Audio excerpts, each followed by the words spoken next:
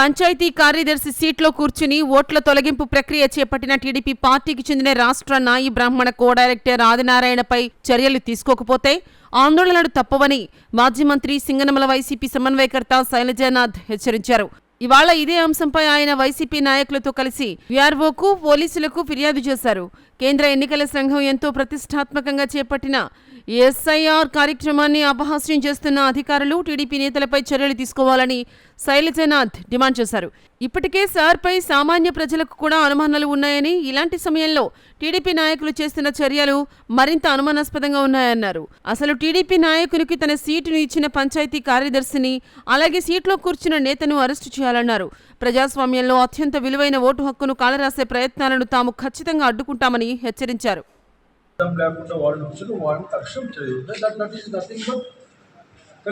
అది దేశద్రోహ నేరం. నిజంగా పోలీసులు బ్యాక్ చేస్తే అసలుకి ఈ రోజు నుంచి 170 రోజులు కలిసి బెయిల్ కూడా రాదు. అది దేశద్రోహ నేరం.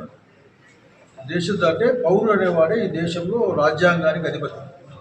వాడి రాజ్యాంగానికి వ్యతిరేక వస్తే తెలియదే కదా, మా చదువుకొని వచ్చి నేను చదువుకొని వచ్చాను కాబట్టి తల్లి దీన్ని మేడం చెప్పండి. చాలా మంది వచ్చారు, అగిన గౌరవం పెట్టి నేనేం గొడవ చేయకుండా పోతా ఉన్నాను. రిపోర్ట్ కావాలమ్మా నాకు. యాక్షన్ చట్టం మీద గౌరవంతో ఎటువంటి గొడవ లేకుండా ప్రశాంతంగా ప్రజాస్వామ్యం డిసైడ్ చేసుకుంటాను సార్. అంటే దీన్ని తీసుకున్నామని మాకు రిసీవింగ్ కాపీ నాకు పంపించింది. నాకు అవసరం మిమ్మల్ని నమ్మిపోతా ఉన్నాం. ఎందుకంటే మీ నాయకత్వంలో కొత్త సింగనమలంతా భద్రంగా నమ్ముతూ ఉన్నాం. లేకపోతే మేము మమ్మల్ని మీరు దాంట్లో చేపట్టే అవకాశం మాకు లేదు. ఎందుకంటే మీరు లా బైండ్ ఈ రోజున సింగనమల హెడ్ క్వార్టర్స్లో పోలీసు శాఖ వారిని, అట్లాగే ఎలక్షన్ విధులు నిర్వహించే ఈఆర్ఓ ఆఫీస్ని కలవడం జరిగింది. కారణం ఒక్కటే, తెలుగుదేశం పార్టీ సర్ కార్యక్రమంలో అది దొడ్డిదారిన ప్రవేశిస్తూ ఉందని నమ్ముతా ఉన్నాం. దొడ్డిదారినే కాదు, ప్రత్యక్షంగా ఆఫీసర్ల స్థానాలను కూడా ఆక్రమించుకొని తమ ఇష్ట రాజ్యంగా ఈ ఓట్ల తొలగింపు కార్యక్రమాన్ని, సర్ కార్యక్రమాన్ని, నిర్వహించే కార్యక్రమాన్ని జరిపిస్తున్నారని మేము నమ్ముతున్నాం. కారణం, ఇదే సింగనమల హెడ్ క్వార్టర్స్లో పంచాయతీరాజ్ సెక్రటరియట్లో, అది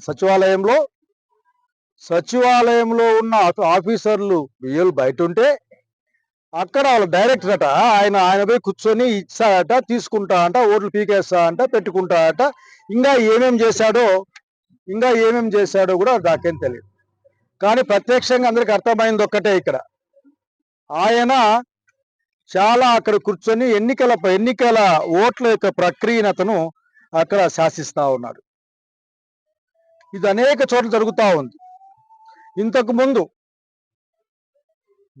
మై పాస్పోర్ట్ యాప్ అనేది తెలుగుదేశం పార్టీ యాప్ పెట్టి చివరికి ఇదే కాన్స్టిట్యుయెన్సీలో పొరపాటున లోడ్ చేసినామని ఒక అధికారి చెప్తే నాకు నవ్వు వస్తుంది.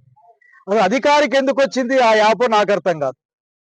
ఆ తెలుగుదేశం పార్టీ యాప్ అధికారికి ఎందుకు వచ్చింది? అధికారికి వచ్చిన అధికారి ఎందుకు పొరపాటున దాంట్లో వేశారు నాకు అర్థం కాదు. కానీ కావాలని ఇది జరుగుతూ ఉందని ప్రజలు అనుమానం పడతా ఉన్నారు, మేము అనుమానం పడతా ఉన్నాం. దానికి మద్దతుగా ఈ రోజున ఈ సంఘటన జరిగింది.